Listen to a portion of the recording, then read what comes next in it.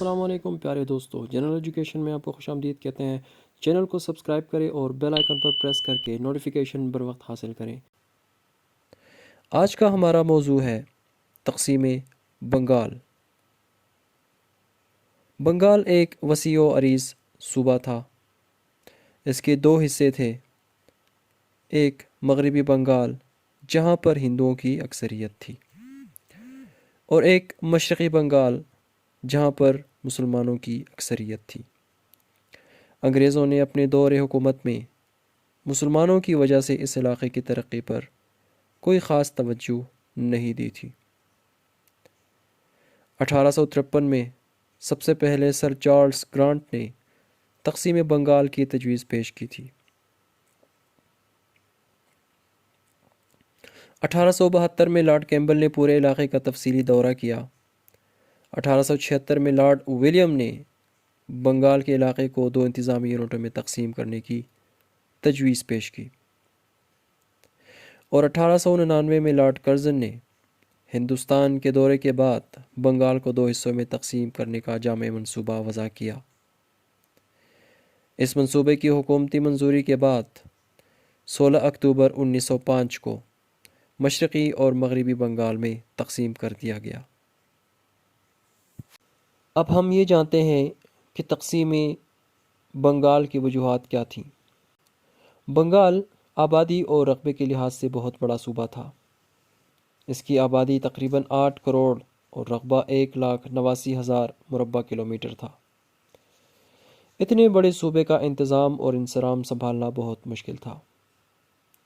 اسی لیے تو مغربی بنگال میں بیٹھے ہوئے افسران اور گورنران مشرقی حصے سے قطعی طور پر لا علم رہتے تھے۔ بعض گورنر تو اپنی پوری مدت میں صرف مشرقی بنگال کا ایک دفعہ دورہ کرتے تھے، لیکن بعضوں کو یہ موقع بھی نہ ملتا۔ اسی لیے ایک صوبے کا حصہ ہو کے بھی دونوں میں زمین اور آسمان کا فرق تھا۔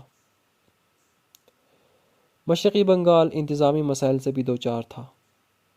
آمد و رفت کے تمام تر راستے غیر محفوظ اور خراب تھے۔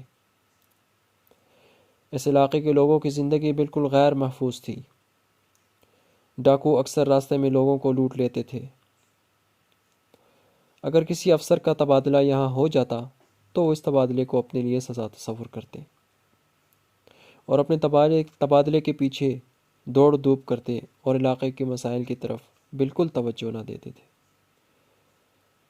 اسی لیے اس علاقے میں ترقی یافتہ کام نہ ہونے کے برابر تھے۔ مشرقی بنگال کے مقامی لوگ تعلیم کے شعبے میں بھی مغربی بنگال کی عوام سے بہت پیچھے رہ گئے تھے۔ بے روزگاری، پست معیار زندگی، جہالت ان کی مقدر بن چکی تھی۔ مشرقی بنگال میں تعلیمی پسماندگی کا اندازہ اس بات سے لگایا جا سکتا ہے کہ 1901 میں بنگال میں کوئی یونیورسٹی قائم نہ تھی اور نہ ہی اعلیٰ درجے کا کوئی کالج تھا۔ اس علاقے میں غربت انتہا کو پہنچ گئی تھی۔ صوبہ بنگال آئے روز بارشوں اور سیلابوں کے باعث قدرتی آفات کا شکار ہوتا رہتا تھا، جس کے باعث اس علاقے میں صنعت اور زراعت جیسے شعبے کبھی بھی مستحکم نہ ہو سکے۔ سارا سال مشرقی پاکستان کے کسان اس پر محنت کرتے تھے، اور آخرکار سال کے آخر میں ہندو زمیندار تمام تر پیداوار لے جاتے، اور اس سے کمانے والے پیسے کلکتہ میں عیش و عشرت کرتے، اور اس علاقے کے زمینداروں کو ان کا جائز حق بھی نہ دیتے۔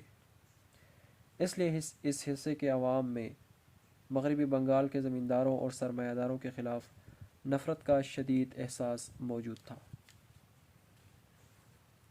مشرقی بنگال پٹسن پیدا کرنے والا سب سے بڑا خطہ تھا۔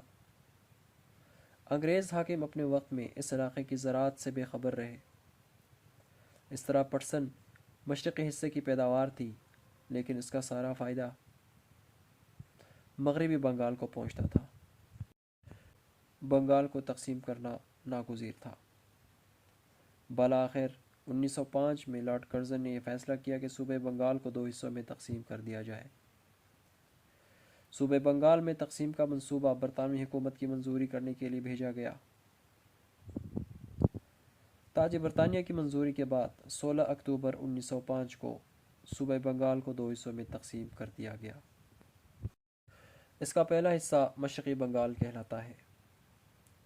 مشرقی بنگال میں ڈھاکہ، میمن سنگھ، فرید پور، چٹاگانگ، آسام، راجشاہی، کھلنا، رنگپور، مالدہ اور بوگرا کے اضلاع شامل کیے گئے۔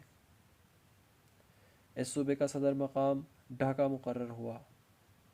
باقی علاقے مغربی بنگال میں شامل کیے گئے، جس کا صدر مقام کولکتہ مقرر ہوا، جس میں ہندوؤں کی اکثریت تھی۔ دوستو، امید کرتا ہوں کہ آپ کو معلومات پسند آئی ہوں گی۔ چینل کو ضرور سبسکرائب کریے۔